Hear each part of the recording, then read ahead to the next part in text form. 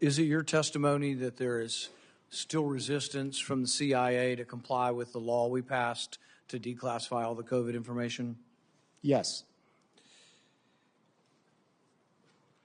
One of the things that I think is new today that I'm hearing from your testimony is that from an early period of time, you believe, and the information you're aware of, is that CIA scientists from an early time after the pandemic began, 2020, 2021, were concluding that the lab leak was the most likely hypothesis?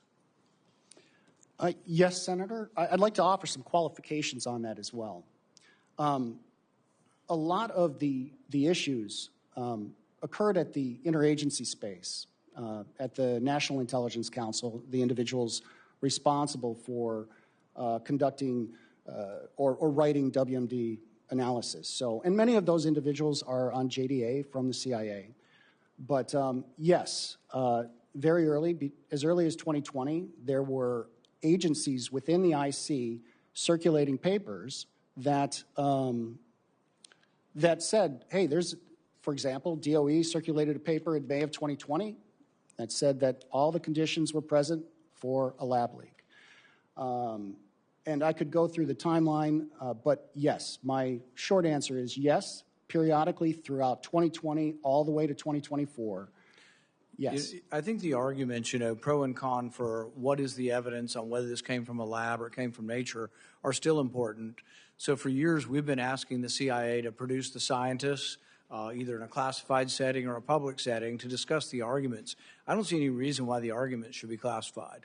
One of the arguments that's made publicly is that the source looks like it came from a single source of RNA, not like 5 different types of viruses or 20 different types like you had with SARS 2003, but it came from one source, and virtually everybody argues that sort of indicates a lab and not a nature.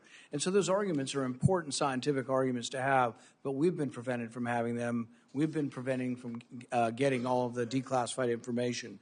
But what I think is of importance that's new today is that your testimony is that the CIA scientists were concluding that it was lab, but then with this, there was a 90-day study in 2021, and this study was done by NIC, led by NIC. Tell us what NIC is again. It's the National Intelligence Council, and individuals responsible for writing various WMD and bio-related issues led that. So when they had this study, they had CIA scientists telling them, look, the evidence, the scientific evidence looks like it came from the lab. But then they brought in Anthony Fauci.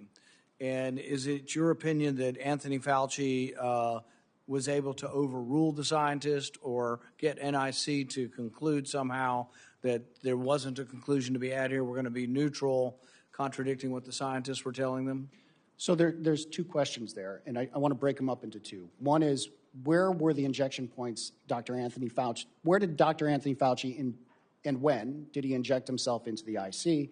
And the other half of that question, if I'm, and I don't want to extrapolate too much here, is okay, what happened with why was there a change in analysis?